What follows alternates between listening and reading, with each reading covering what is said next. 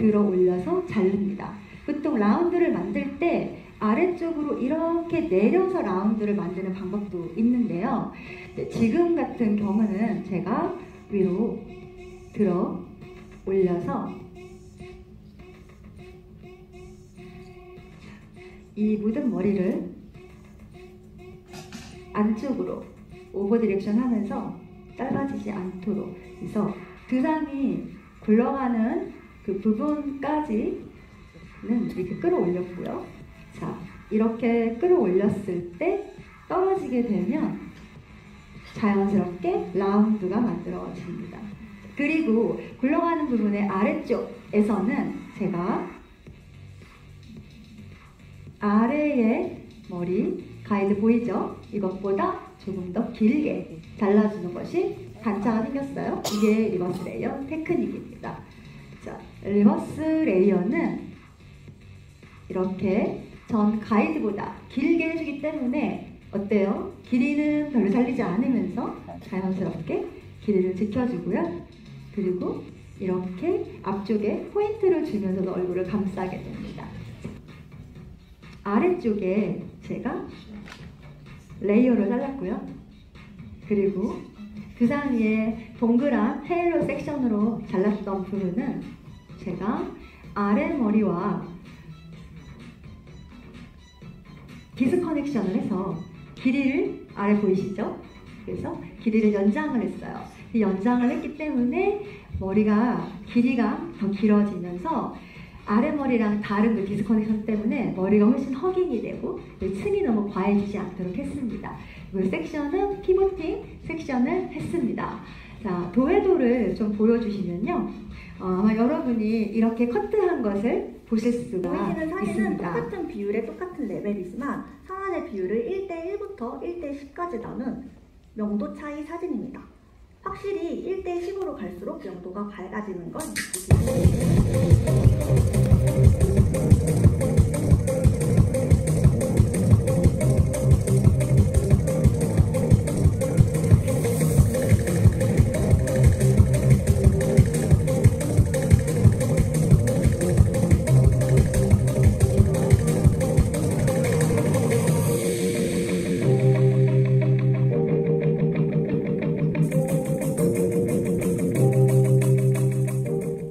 여기서 여러분들이 주의 깊게 보셔야 할 점은 핀셋을 사용하지 않고 빗질을 거의 하지 않는다는 점입니다. 저는 이걸 룩북 작업을 했을 때 젖은 모발에 연모제를 도포하였어요. 그 이유는 모발이 건조된 상태보다 젖어 있을 때 모발로 침투하는 염색의 색소량이 현저하게 줄기 때문이에요. 산화제를 사용해서 파스텔 컬러를 만드는 방법도 있지만 이렇게 도포 후 방치 시간에 따라서 파스텔 컬러를 만드는 방법도 있다는 것을 설명해 드리기 위해서 이렇게 도포법을 가지고 왔습니다. 하지만 일반적으로 모발은 젖으면 팽창을 하게 되고 그런 상황에서 저희가 텐션을 강하게 준다면 모발에 늘어짐이 발생할 수 있습니다. 이를 방지하기 위해서 저는 빗질을 거의 하지 않고 있는데 핀셋을 사용하다 보면 핀셋에 묻어있는 약액들로 인해서 모발에 엉킴이 발생할 수 있어요. 그렇기 때문에 처음부터 핀셋을 사용하지 않고 그리고 2차 체크를 하면서 바로 밑에까지 섹션을 얇게 연결하면서 빠르게 도포를 하는 방법을 사용하고 있습니다. 저희는 일반적으로 약을 전체를 다 바른 후 그때부터 방치 시간을 재기 시작합니다. 하지만 제가 파트너분이랑 같이 약을 발랐는데 이 파트너분이 너무 느리게 바르거나 제가 너무 빠르게 발랐을 땐 톤 차이가 날 수밖에 없어요. 그래서 최대한 빠르게 약을 도포해주고 그때부터 방치 시간을 봐주면 되는데 파스텔 컬러는 방치 시간별로도 확실히 톤 차이가 많이 납니다. 지금 보시는 컬러 같은 경우에는 같은 레벨, 같은 비율이지만 5분, 15분, 30분에 따라서 명도 체계가 달라지는 것을 확인하실 수 있으실 거예요. 이렇게 저는 파스텔 컬러를 만들 때 두 가지의 방법을 많이 사용을 하고 있어요. 근데 간혹 가다가 어떤 선생님들이 그런 톤 프라이머와 산화제 농도로 조절했을 때 차이점이 뭐예요? 이렇게 물어보시더라고요. 근데 톤 프라이머는 쉽게 생각을 하셔서 하얀 물감이라고 생각해 주시면 돼요.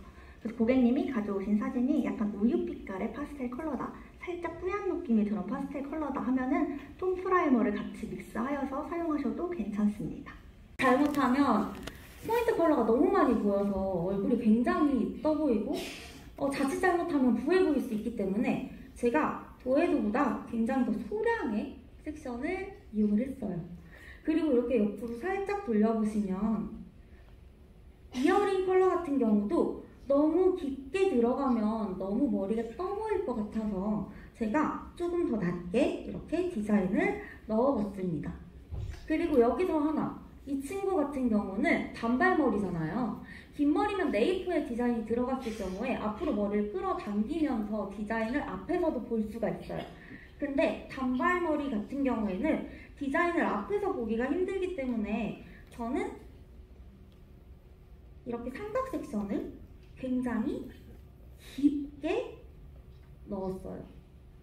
그 이유가 뭐냐면 이렇게 반묶음을 하더라도 뒤쪽에서 이렇게 디자인들이 같이 보여질 수 있게 만들었기 때문이에요. 여러분들이 이렇게 디자인 탈색 혹은 염색을 할 때 고객님의 모량 그리고 여러분들이 하고자 하는 디자인에 따라서 뒤쪽에 보이는 이 섹션을 조금 조절해가면서 사용하셔도 하고 있는 디자인이에요. 근데 아까 전에 아모스 룩북 사진과 같은 디자인을 모델분께 설명을 해드릴게요 라고 했는데 모델분의 디자인이 조금 다른 거 느끼지 않으셨나요? 이게 왜 그런지 지금부터 설명을 해드릴 건데 다들 디자인 염색 혹은 포인트 염색이 굉장히 어렵다라고 생각하시는 분들도 있어요. 근데 저는 굉장히 간단하게 프론트의 디자인, 사이드 디자인, 네이프의 디자인, 그리고 보이는 이 탑 부분의 디자인, 이 네 가지로 항상 디자인 컬러를 만들어 내고 그리고 다른 한 가지는 아까 말했던 것처럼 불의 대비가 너무 심해서 색감이 조화롭지 않을 경우예요. 이때 그러면 해결 방법을 제가 두 가지를 제안을 한번 해드려 볼게요. 한 가지는 같은 색상으로 다른 레벨의 명도차를 두면서 뿌리를 그라데이션을 시켜주는 거고요. 그리고 다른 하나는 같은 레벨 그리고 같은 색상의 연모델을 산화제를 조절해서 그라데이션을 시켜주는 방법을 저는 이용을 하고 있습니다. 그렇게 해서 이렇게 제가 디자인을 조금 자연스럽게 연결을 시켜봤고 저 같은 경우는 산화제를 조절해서 한번 그라데이션을 시켜봤어요. 고객님들께서 저희 살롱에 오셔서 처음 진행하는 상담이 바로 그 첫 시작입니다. 화면에 보이는 사진은 저희 살롱에서 실제로 사용하고 있는 고객 상담 차트인데요. 하나부터 열까지 제가 직접 다 만들었습니다. 이 상담지를 보시면 고객님의 두상, 얼굴형, 모질 등 헤어 컨설팅에 필요한 자료들이 하나하나 다 기록이 되어 있고요. 저희는 이를 통해서 한 분 한 분 맞춤형 서비스를 제공하고 있습니다. 전체적으로는 13레벨의 인디고 퍼플 컬러를 투명감을 높여주기 위해서 전체적으로 작업을 했고요. 탑 부분을 정말 소량의 섹션만 가지고 작업을 해서 가닥가닥 떨어지는 듯한 느낌으로 연출을 해봤어요. 저는 이렇게 지그재그 섹션을 이용해서 작업을 했는데요. 저는 모델분이 워낙 오랫동안 탈색을 유지해왔던 분이어서 끝에가 끊어진 부분이 많았어요. 그래서 1차 섹션으로 할 경우에는 어디는 비어 보이고 어디는 너무 과해 보일 수 있어서 이렇게 지그재그 섹션을 이용했는데 여러분이 돌아가서 활용을 하실 때에는 지그재그 섹션 뿐만 아니고 동그라미, 1차 섹션 다 사용하셔도 되니까요. 많이 활용해 보셨으면 좋겠습니다. 그렇게 해서 만들어진 디자인이 이렇게 나왔습니다. 너무 예쁘죠? 이런 식으로 뿌리 부분 같은 경우에는 3%를 활용해서 연결감이 조금 더 자연스럽게 될 수 있도록 작업을 해주었어요. 10% 같은 경우에는 톤 다운, 톤온톤용이고요. 6%는 톤업, 톤 다운용이고 9%는 톤업 전용이라고 생각해 주시면 돼요. 9%는 반사빛을 넣기에는 부적합한 산화제고요. 6%는 여러 가지 작업이 다 가능한 산화제라고 생각하시면 됩니다. 이렇게 세 가지는 살롱에서 정말 많이 사용하고 계시기 때문에 간단하게만 하고 넘어갈 거고 1.5% 산화제가 가장 중요하다고 생각하시면 되세요. 이번에 이체입을 1.5% 산화제가 나왔는데 저는 사실 예전부터 1.5% 산화제를 정말 많이 썼었던 사람으로서 1.5%는 틴트, 토닝, 토너용이라고 생각하시면 됩니다. 예를 들어 저처럼 탈색을 오래 했거나 손상이 굉장히 많다거나 이런 경우에 톤업이 굳이 필요 없을 땐 색감만 넣고 싶을 때 있잖아요. 그럴 때는 1.5% 산화제를 사용하시는 게 가장 손상도가 적다고 보시면 돼요. 얘네는 단백질 분해력이 따로 없고 색감 형성만 할 수 있는 산화제라서 저처럼 탈색모거나 끊어진 모발이 많거나 너무 많이 상해 있거나 하는 분들은 1.5% 산화제 사용하시는 게 가장 적합하다고 보면 됩니다. 뿌리 쪽에 톤 다운이 살짝 노랗게 뜨는 부분을 좀 눌러주고 싶어서 뿌리 부분은 1.5%가 아닌 3%로 작업을 한 번 더 얹어준 거예요. 그렇게 해서 작업을 해주시면 같은 연모제를 사용해도 산화제가 달라지면 색감이 굉장히 달라지거든요. 그렇게 해서 저는 뿌리부터 끝모발까지 동일하게 나올 수 있도록 작업을 했습니다. 그러면 구간별로 제가 산화제를 다르게 사용한 걸 보실 수 있을 거예요. 뿌리 부분은 3%, 그리고 중간 부분 2.7%, 가장 아래 부분은 1.5% 산화제를 사용했는데요. 이렇게 사용을 한 거는 뒤에 보시면 뿌리 부분에 아까도 말씀드렸지만 노란기가 살짝 올라오는 현상이 있어요. 우리가 보통 디자인 컬러라는 작업을 할 때 탈색 작업이 들어가면 가장 뿌리 가까운 부분은 자연스럽게 연결을 하기 위해서 붓을 세워서 자연스럽게 시작을 해주고 그 다음부터 붓을 눕혀서 0도 가까이에 붓 작업을 통해서 이렇게 약을 많이 발라주게 되는데, 그렇게 되면 탈색제 양이 다르기 때문에 애초에 나오는 노랗게 올라가는 명도가 다를 수밖에 없어요.